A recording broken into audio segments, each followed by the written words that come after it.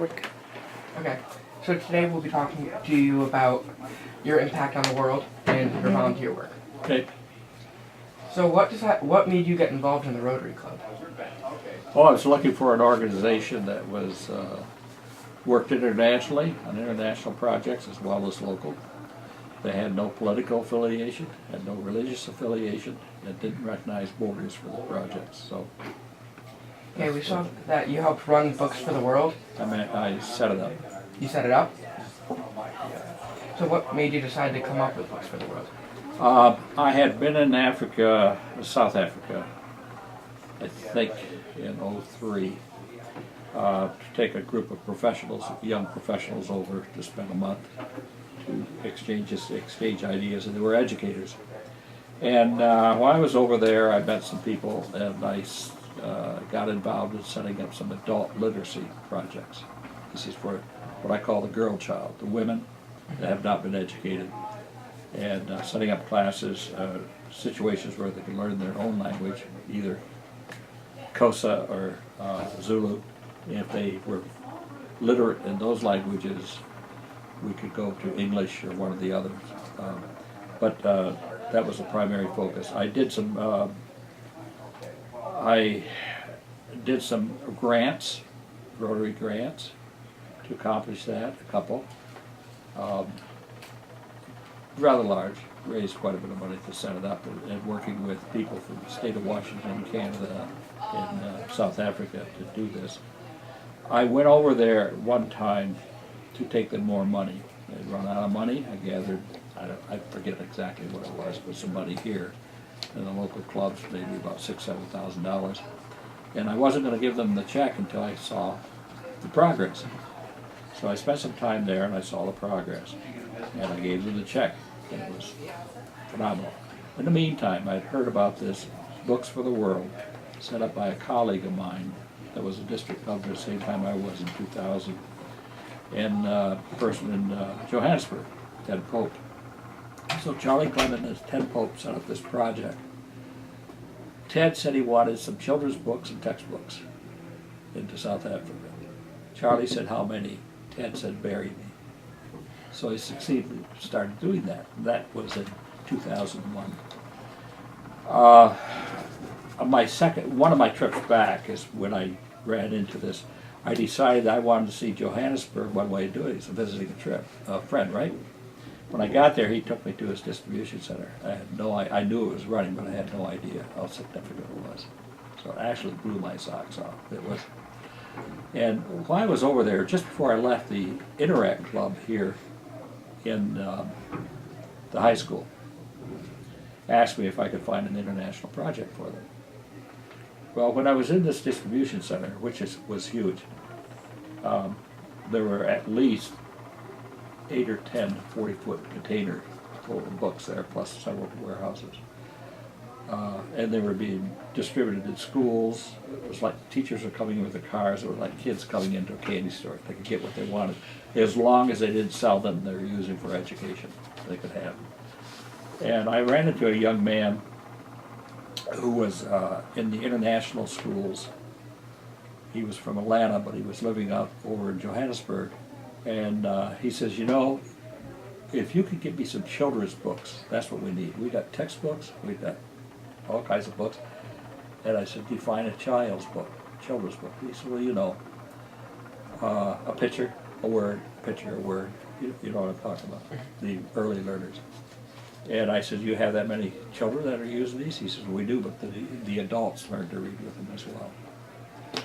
So I came back, I talked to the little Interact Club, and I said, can you get me some? And they got about 5 or 6 boxes, about the size of those boxes piled up in front there. And then I thought, you know, this is a start, but we can do a lot better than this. So I went to a Rotary conference, and I did just a 10-minute presentation. I threw up some pictures of kids and learning under trees, no roofs, dirt floors, one book in a classroom. And I said, you know, we can fix this problem. We can help fix this problem. And I got an idea.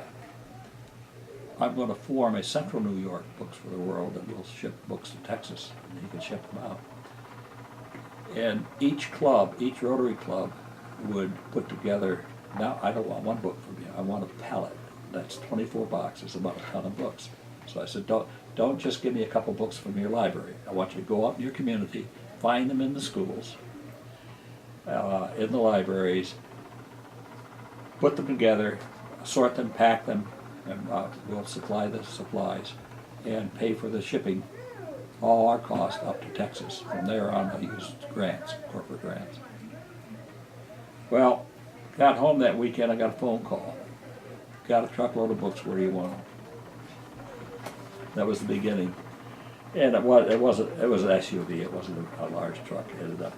But they were forming an Interact club in Tully, New York.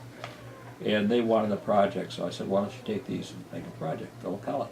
And they did. And if you go on your website, our website, you'll see Tully Rotary, these kids. That was our first pallet. That was 9 years ago. It's grown from then. There are approximately 42 clubs in our district. I have involved more than 100 Rotary clubs, from Canada down to Pennsylvania, almost to Albany and beyond Rochester. We have shipped 28 53-foot truckloads. So that works out to about 30 40-foot containers that we've shipped around the world. These are gently used books. Some have been new that I've used. Some schools have new books they're getting rid of. Amazing, isn't it? But that's how the project got started 9 years ago, and that's where it's at now. This is literature on it, and the history is on the website as well. We recently incorporated it 2 years ago, so it's a non-profit organization, but we only deal with Rotary clubs.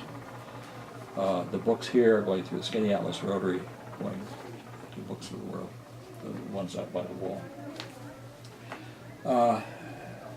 I'm stepping back, getting up there, can't tote many books anymore. So we reorganized, and I'm training, it's amazing, 4 people to take one job. I did that. It looks like 5 if I just saw the last. But I want the project to keep going forever. I don't want it to disappear with me. So that's how I got involved in it. And that's it's been pretty much my life for the last 8-9 years. What made you decide to work in advancing literacy instead of other forms of volunteering? Well, I've been involved in literacy training for a long time. I learned very early as an adult that I'm partially dyslexic, and I didn't know that as I went through high school and college. I just knew that I learned differently than other people. You know, you'd take one textbook, I'd have 3 or 4 textbooks. I was always a good student, but I learned differently. I didn't know why. That got me involved in thinking about, there are lots of adults around that have literacy problems. So I really got involved in adult literacy probably about 20 years ago or more, 25, through a Rotary group. And we would bring the awareness of adult literacy to the various communities. And the numbers are phenomenal. You probably have no idea if I told you that in Skinny Atlas, it used to be, the number is, I don't know what it is now, but it's pretty close. 15% of your adults cannot read or write above a 3rd grade level, especially the older ones, because the people that went through the school system when I did, or shortly after, they were truants. They didn't have reading disabilities. They were truants, and passed them by. We really didn't recognize that until about 20, 25 years ago, that there was truly learning disabilities that should be dealt with at the school levels. So these adults have learned to get through life by, they can read up to a 3rd grade, but I'm saying that a 3rd grade education, probably, you could maybe read the back of a medicine bottle and understand it. You might be able to read some of the newspaper, but beyond that, the comprehension isn't there. So that got me involved very much. And then I had an opportunity, and went to South Africa to start working on international adult literacy. Now I'm into children's literacy. I've been in I've been in, I've done projects in India, Africa, I've been in Egypt, and now I'm just staying home. Have you ever heard back from anyone that you've touched? Oh, yes, through? yes. If you go on our website or go on our, matter of fact, if you go on our Facebook, which you can get to from the website, there are some pictures I just put up, pictures of a story I just put up from Uganda. Books that arrived there, they have pictures of them being distributed to kids, getting them to the teachers distributing, and the story of how that happened. With Facebook, you only get about 4 lines, so you have to click read more to get the whole story. But there's a lot of that on our website. If you go to our website, to the left-hand side, there's a lot of stories in there, a lot of pictures. So we do hear back from yes, we do. Is there any particular experience from another country that's really stuck with you through your time working? Yeah, I did a project with sewing machines. We did 500 some sewing machines in India. We gave them to women that were working in what we call sweatshops. They would work 12 hours a day, 7 days a week. And the kids would be home doing something, maybe going to school, you don't know. And so we put together a project with an Indian club. I had Canada involved in this and a number of clubs in the United States. And we put together enough to buy these machines. And they were presented to these women. It was right after 9/11. So I was going to go over there for this presentation. And the State Department says, you know, you can go, but we prefer you not because something's going to happen over there. There's going to be a war over there. And so I didn't go. I got back got there about 4 or 5 years later on a different type of project. And I took a week to go interview these women just to see, because I want to see what a project, you do these projects, what does it look like 4 or 5 years later? Is it still there? Has it made a difference? So I got there and they gave me a list to interview, and I interviewed the first 2 and they were very successful. So I said, well, let me have that list. So I just checked it hash ordered. I didn't want them to tell me which ones to go see. And I spent about 4 days talking to women, visiting these shops. My estimate is that those machines make a positive difference to over 4,000 people. Very positive. Now the deal was, they got the sewing machine, much like your grandmother's or great-grandmother's Singer machine, treadle machine. It could be driven with a motor, but electricity isn't that available, so foot machine. They got the machine. A trainer was hired to help them because maybe in the shirt factory they're just doing pockets. Now they have to do the whole shirt. Trained them. They had to join a business group, so this whole bunch got together. We gave them micro grants. That means they got a grant for less than $100, which is a lot of money in that area to start the business. And they met twice a month at groupings, and we gave them training in literacy and numeracy, so they could run a business. Now some of them had already been educated, but some were not educated. So they took these sheets home, but they ran the businesses out of their home. So they're home with the children. They may be on a sewing machine, but they're home with his children. Children are at school. They know they left for school. They know they came back. They're working probably a 40-hour week versus this 12 times 7, whatever that is. And they're earning twice as much money. So you take those women and expand it to the family. That's about 4,000 people that made a difference too. That one really excited me. As a result, I've gone back on some of these other South African other literacy projects too to see them. Want to see them after they're going. That's, give them money and get them set up. That's one thing, but to make sure it's still happening 4 or 5 years later, that's really exciting. Yeah. How much does your organization work in the U.S. compared to the rest of the world? Rotary International is in more countries and territories than the United Nations. It's was formed in 1905. So what does that make it? 111 years old. Our projects are done all over the world.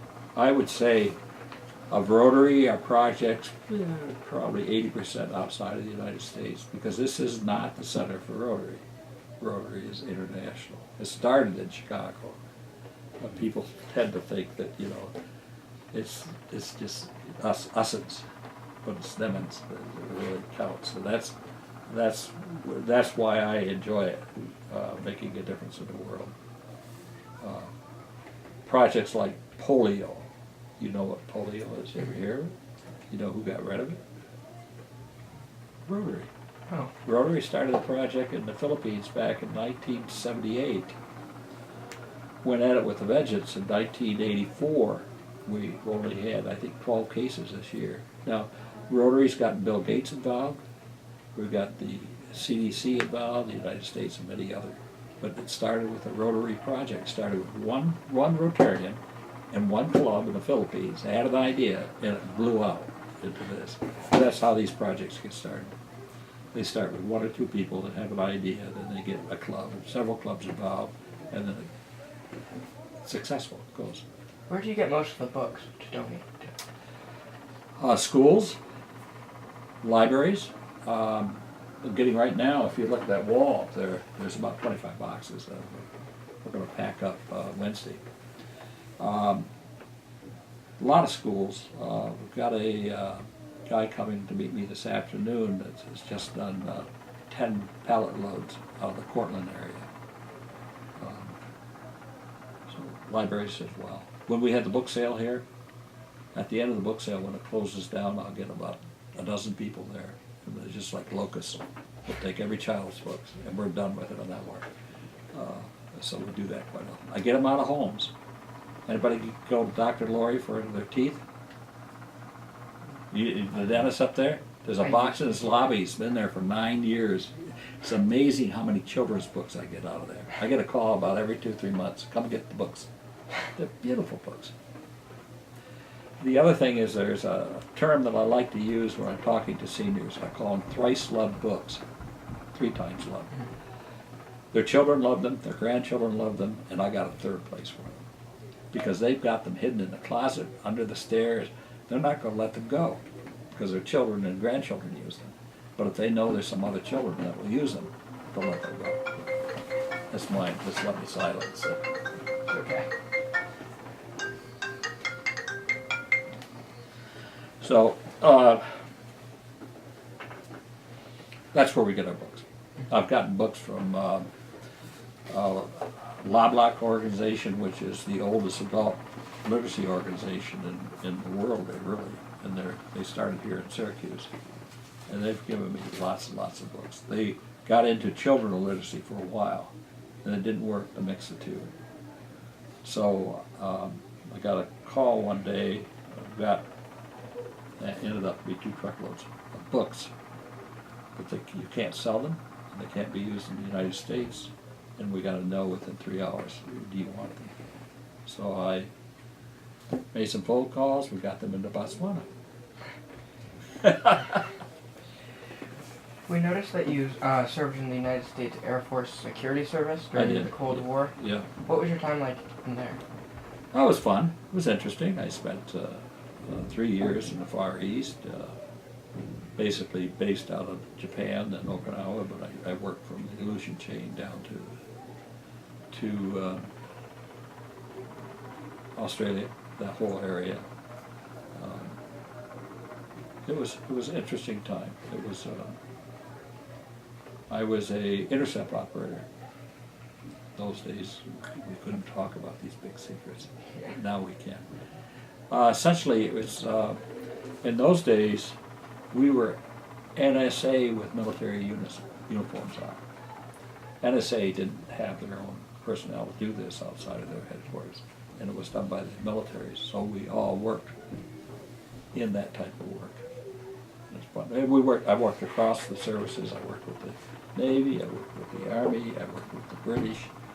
So I had a ball. Yeah. What would you say has been the most rewarding part of your time during volunteering? Oh, I don't know. There's many times. Seeing these women in India, seeing the women in way up in northern KwaZulu-Natal in South Africa, that are walking in through there's beasties in those jungles, those woods, and they walk home at night with just a flashlight. There's no street lights. There's no, just so they can learn. Those are to me, that's the exciting thing. I remember one time, one of my trips to South Africa, I got up early in the morning to take some photographs of the sunrise, and I was in a game reserve. And I was with some young people that were partying the night. I was never invited. I was the old man that went with them, yeah? And I hadn't been, they do their party, why invite the old man? And I was thinking, and I didn't feel that. Felt it. And I thought, what am I doing here? I mean, this makes, we're working with 6 or 12 people that aren't educated and so on. I must feel a little lonely. And it suddenly struck me, there's an old African saying, it's true, how do you eat an elephant? Think about it. How do you eat an elephant? One bite at a time. How do you educate a society? One person at a time.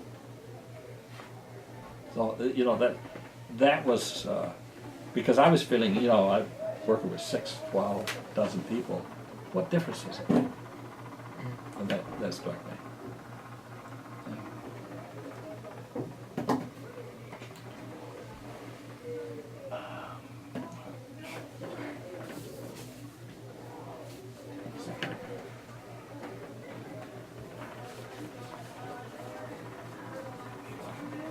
Have you, even as a kid, have you always enjoyed reading?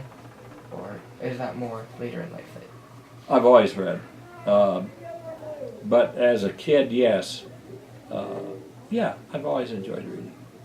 But now I do a lot. I read every day. The reason I read every day is I enjoy it, but I also need to keep in practice. Because if I don't, I'll lose the coding ability. I'm easily distracted when I read, and if I get tired, I'll literally look at a sentence backwards. I'll lose, those sorts of things. The dyslexia will kick in, so. But I do enjoy reading, and I like history. I like whodunit books. And when I was working as an engineer, I would never read those things. If I wasn't reading a technical manual or a textbook, I thought I was wasting my time. And I missed a lot of reading, a lot of good. So I made up for it since I retired. At what point in your life did you start getting involved in volunteering more? And I think primarily when I moved to Skinny Atlas, I got involved in Rotary in the middle 80s, because that's why I joined Rotary. I was always kind of a workaholic, and when I moved to Skinny Atlas, I made a commitment. I was going to get away from that, and I was going to do something else besides business work. I was going to spend some time with my family, which I hadn't done much before, and I was going to spend time in the community. So I made a commitment. I guess it's called the payback commitment. Sometime in life, you got to pay back, because we've been very, very blessed. And I worked internationally, so I saw in the military and working internationally, I saw these places of need, and I knew how fortunate we were and how just plain lucky we are to be born where we are. It's just a throw of the dice in my mind. And, any one of us could have been in one of these situations that you can't imagine. We say, why can't they lift themselves up by the bootstraps? There are no bootstraps. They don't have an opportunity at all. So that's the difference. What do you think your favorite place that you've gone is? I don't know. The world's a beautiful, beautiful place. There's many. At one time I said it was New Zealand. And then I was in South Africa and made an unfortunate statement one time at a group of about 500 people I was talking to. And I said, your country is beautiful. New Zealand used to be my favorite spot in the world. You guys are right there with it. What I didn't know is the day before they lost a rugby match to New Zealand. That was not a smart thing to say. But, you know, there's many parts of the world that are beautiful. Just Pacific, South Pacific, that area, just. But I tell you, I do prefer 4 seasons. I want to see green, I want to see a fall, and I love to see the snow. I would not want to live in a part of the world without those things. I've been there, but I guess that's the way I've been from birth, you know, this 4 seasons. Your volunteering has clearly had such a big impact on people all around the world, but what would you say volunteering had, and what effect it had on you? How did it affect? It's kept me from getting bored. I get a sense of fulfillment from it. I do, you know. Could be out there on a golf course and say, wow, I was under par on that one. But that's me on a golf course. So I get a sense of fulfillment. And I just like to think that I've when I'm all done with life, I've given more than I've taken. That's my goal. It's got to be a net gain to this world, not a net loss. Yeah. Did you work for the Air Force before or after you started working for Books for the World? And do you think there was any connection between the two? Yeah, there is. I was in the Air Force in the late 50s. Right. Long before you. Probably before your parents. Got out in 1960. But it was then that I spent so much time in that part of the world that I saw so much poverty, and that I realized that, you know, I came from a blue-collar background. We weren't blessed, but I never thought we were poor either. But boy, when I got over there, I found out that I was certainly blessed, and we were rich at what we had, and these people did not. So that was my first awakening to what was going on in this world. Real awakening, other than just reading. Getting into those villages and seeing what was happening, talking to the people, making friends with them, and that sort of thing.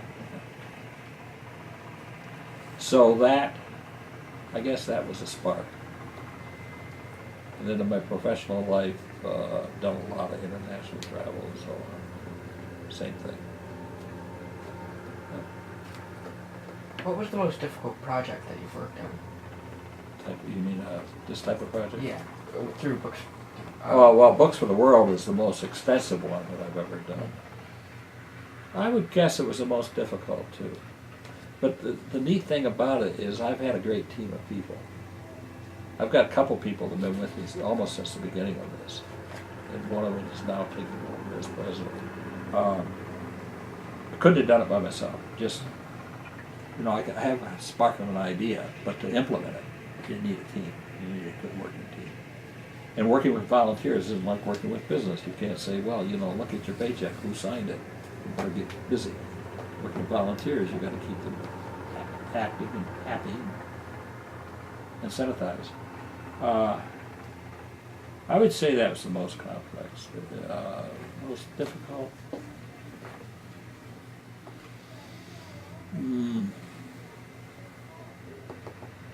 I guess the most difficult one to get my arms around what we were going to do in South Africa on the literacy projects there. But I had South Africans, I had the idea. But to get our arms around the logistics and funding and then how are we going to do this, it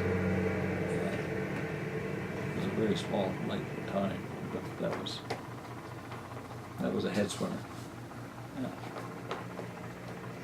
But this one just grew. Just took off. What's your position now in Books for the World since stepping down? Well, I'm for this year I'm the executive director, which means I still do it.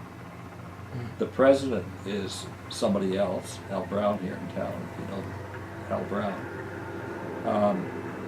And he's been with me on this project almost from the get-go. And I'm training other people to do, got somebody who's doing the website now, or trained, so if something happens to me, you can pick it up. I've got somebody doing the materials that's over in Trolley now. I've got a guy here, you know, Osmond Kowski. He's going to pick up the logistics when I start training him tomorrow. The goal is to have everybody at all transferred over by the fourth quarter, and then I could be in a position to stay on the board to just observe. Because I tend to want to grab things and do them, and I need to let go. Yeah. Because the project would die with me if I didn't do that, and I don't want that to happen. Is it mostly people in the U.S. that work with you, or do you work with people from all over? I work with people from all over the world. On the Books for the World, I work with people in the U.S. primarily. The international contact's done by Charlie Clemens down in Texas. He sets up the agreements and so on. But I have worked with him, but that's his thing. We feed him books and he gets them out. Yeah. Have you ever been put in a dangerous situation because of your work in third world countries? No, because I tend to be rather naive. I mean, that I'm aware of at the time. There's a few times I look back and say, that was kind of stupid. One time in Egypt, I hired a driver and I went across part of Egypt. You don't do that part of Egypt. They ransom people. And after I got back to Cairo, they said, where have you been? Well, I went over to see the Valley of the Kings. And they said, how did you get there? And I said, well, I hired a driver. You know, you can get them for nothing. And he took me, you did what? Little things like that. But, you know, other times you don't think about it. You just don't think about it. I just think that, you know, from age 60 on, it's bonus time. So if something happens, it happens. You know, I'm going to do what I need to do. If it happens to happen. I'm not going to live in fear of that stuff. They win when you start being fearful. Fearful of flying, fearful of going there, going here. They win, you lose. Are you happy that this is what you've spent like your time with in a lot of these past couple of years, that you've been really invested in? Yeah, I'm satisfied with what I've done. I'm switching a lot of my time, spending more and more time in my little wood shop now, and yeah, I'm very satisfied with what I've accomplished, and what you know. I've met through doing these. I've met some of the most wonderful people you never meet. They're dedicated. They think like I do, and they're just great people. I couldn't ask for anything better than that. So I worked with some real super people.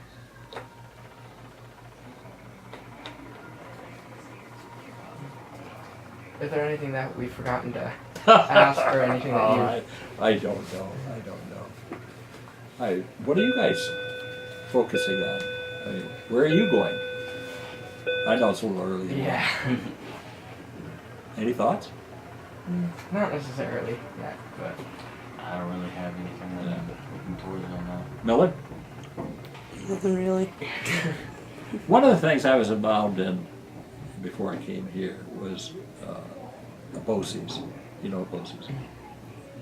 And I've worked at state levels and national levels on committees to set this. This goes back a long time. I was 10 years involved in this. But I have a real feeling, a strong feeling, and I still think about this, and I work on it internationally, and I talk to people around here about it, that we are losing a lot of our skills.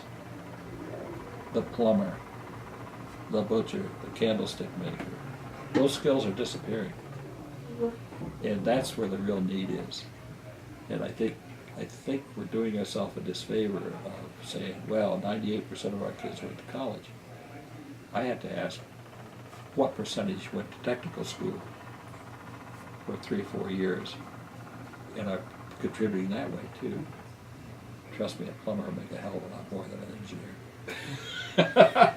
So, you know, in other words, are we getting our young people focused on what they want to do versus what we want them to do? You pick what you want to do, and as long as it's legal and you're not hurting anybody else, do it. Full heart. Go for it.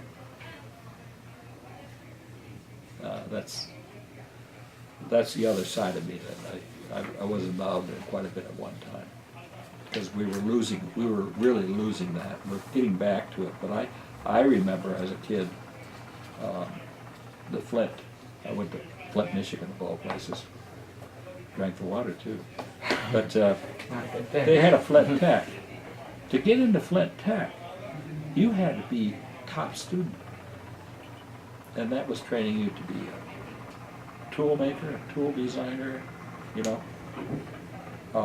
And then they had to go on from there. But then we lost all that. We said, well, that's a dumping ground for kids that can't make it to college. Now we're bringing it back. And all these cities had those technical schools. I know Rochester did, Syracuse did. They were good. They were excellent.